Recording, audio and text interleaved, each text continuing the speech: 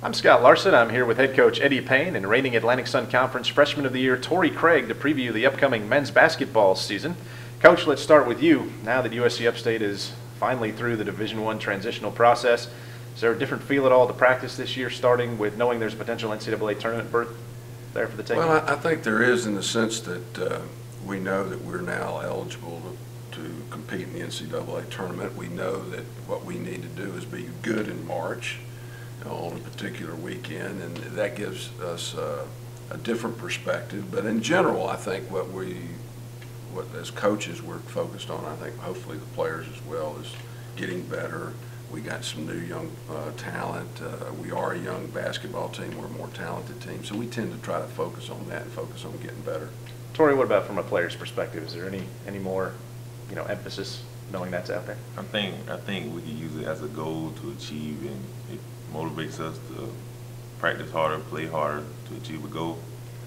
This year's schedule seems a little less daunting than it has been in years past. A few more non-conference home games on the schedule. It's going to make you feel good from a coach's standpoint and the opportunity to win a few more ball games.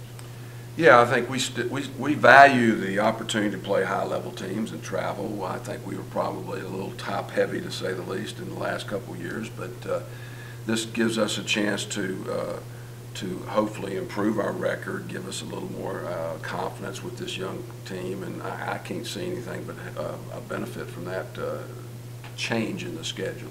Schedule's got to help too. This is still a pretty young basketball team. 4 of your 6 scholarship guards are freshmen. Does that change your coaching at all, losing the leadership of Josh Chavis and Mezie Uzochukwu from a year ago being so young? Well, perhaps, but we're also more talented in overall, and so, we're trying to make an emphasis. They've been playing basketball in life. They don't have to be freshmen. They can, take care of the ball. Guards that can take care of the ball have an impact on the game big time. And so, I'm confident that these kids will play above their, quote, freshman level. One good thing is they're going to play. They're going to play just like Torrey and his class. Those guys played 30 minutes a game. These guys are going to get that type of same experience, so it can't do anything but benefit in the long run. Torrey, only a sophomore, but one of the veteran leaders of this team in terms of getting a lot of minutes last year. How does that feel as just a sophomore being one of the leaders of this team? Man, it feels good. I like to motivate my team, try to get them going, try to be a leader on and off the court, and set examples. Talked about the newcomers from a playing perspective. Coach, you have a new addition to your staff. Kente Hart comes on board. What does he bring to the staff? Kente brings youth and perspective from a recent player. He is able to talk to those guys, and it's been a long time since I played. I played, but it's been a long time. Here's a more recent player who has that perspective and has that type of ability to relate to our players. Torrey, last year top 10 in the conference in scoring and rebounding. What do you do for an encore your sophomore year? I think I should continue to work on the things I need to improve on, like ball handling, defense. Only can get better. Coach, another player, Babatunde Olumuyiwa, another sophomore. Last year we talked a lot about him being raw, especially on the offensive side of the ball.